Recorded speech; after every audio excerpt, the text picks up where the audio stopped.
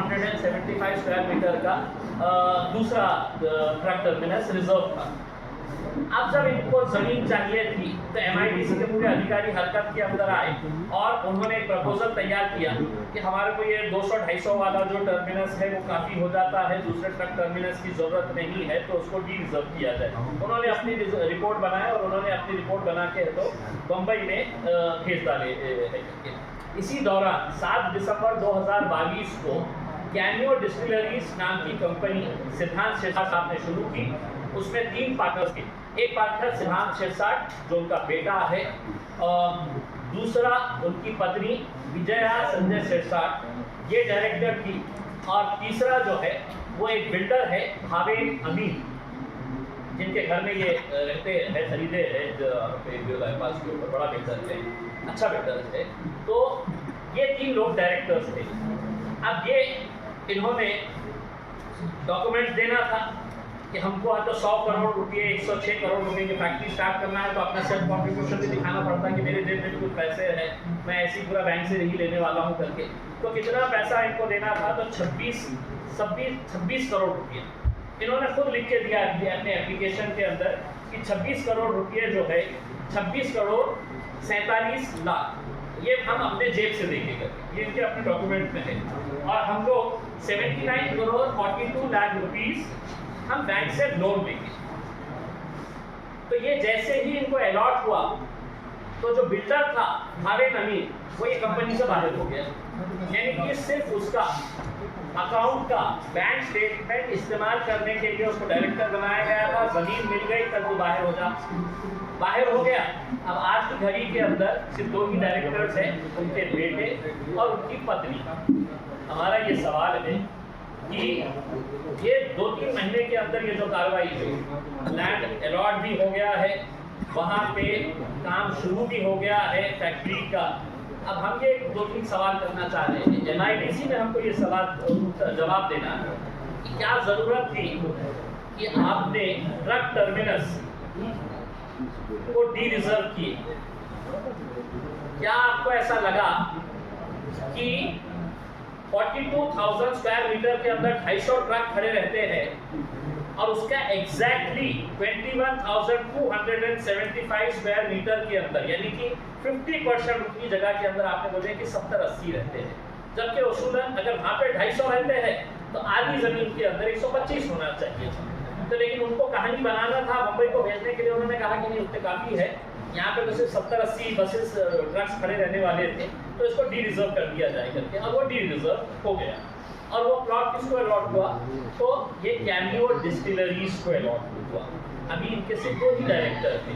हम MIDC से पूछ रहे पिछले 3-4 सालों के अंदर कितने एप्लीकेशंस आए थे कि शेंद्रा में हमको ज़मीन चाहिए, और आपने लिख कर दिया था कि हमारे पास 1 इंच की ज़मीन नहीं है।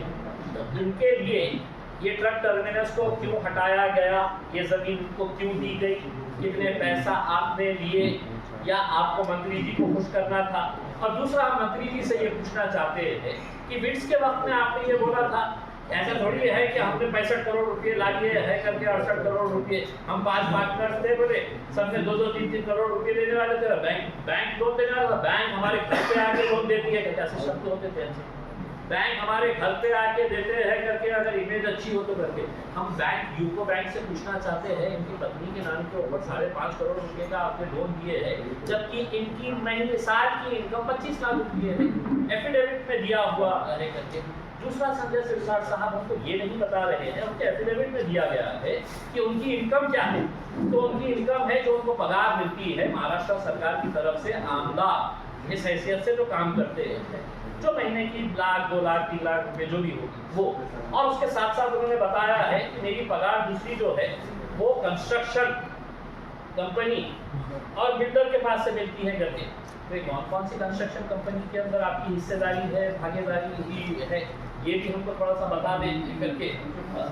और इसके अंदर तो कोई हिम्मत है ही नहीं, डॉक्यूमेंट्स आपके बता रहे हैं, विजया संजय शिरसाट डायरेक्टर कैमियो और दूसरे डायरेक्टर हैं उनके बेटे। तो अब ये कहानी मत सुनाइए हमारे को कि इसके अंदर 20 डायरेक्टर्स थे, वो लोग सब जने हैं तो पैसे डालने वाले थे करके उसमें।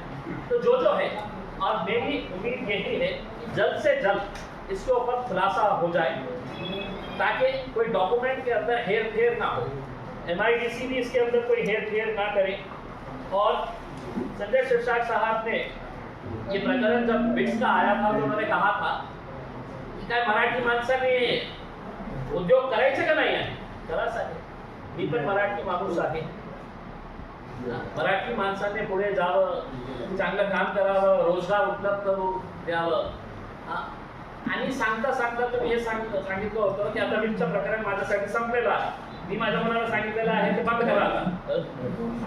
आता या प्रकरणामध्ये जेव्हा तुम्ही दिलं हे डॉक्यूमेंट, नहीं ये प्रकरण में जब आपने डॉक्यूमेंट्स दिए हैं तो उसमें आपने खुद ने कहा है कि 26 करोड़ रुपये 26.5 करोड़ रुपये हम अपने जेब से देने वाले हैं, तो कहाँ से देने वाले हैं। और दूसरा फिर आपने कहा कि मैं मेरे लड़के को बोलूँगा कि बड़ा पाव की शॉप नहीं, शिरसाट साहब बड़ा पाव जो है ये आज भी गरीब लोग जो है वो उसी बड़ा पाव के ऊपर जिंदा है, जो गरीब ठेला लगा के बड़ा पाव बना रहा है और गरीबों को खिला रहा है।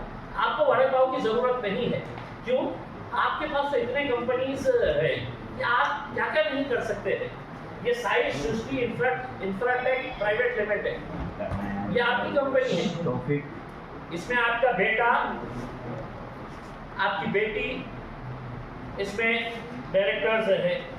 फिर आप होटल स्टार्ट करने वाले थे, वो होटल के अंदर भी आपकी पार्टनरशिप है, Shirsat hotels and resorts private limited. ये इतने सारे कंपनीज है आपके, जिसके जरिए तो आपको वड़ा पाव कभी भी ठेला लगाने की जरूरत नहीं आएगी, हमको ऐसा उम्मीद है। मेरा सिर्फ यही कहना है।